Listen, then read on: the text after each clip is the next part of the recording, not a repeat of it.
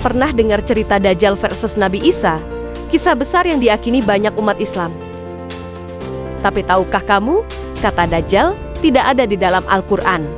Istilah Dajjal muncul di riwayat hadis dengan istilah Al-Masih Ad-Dajjal.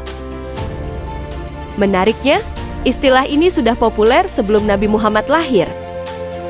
Secara bahasa, kata Dajjal berasal dari bahasa Syria, yaitu Mesiha Degala.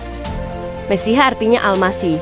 Kalau dalam bahasa Ibrani, Al-Masih istilahnya menjadi Mesias, yang dalam kitab Taurat berarti juru selamat.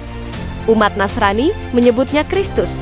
Dalam Injil bahkan ada istilah antikristus, seseorang yang menyamar sebagai Mesias di akhir zaman.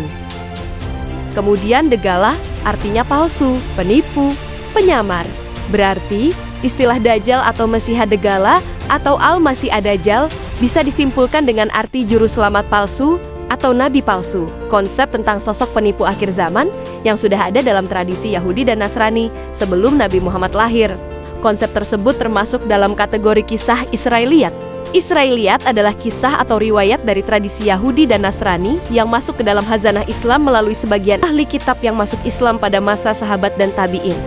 Dan kisah Israiliyat yang berhubungan dengan Dajjal ternyata muncul juga pada beberapa hadis. Sedangkan di Al-Quran kata Dajjal sendiri tidak ada.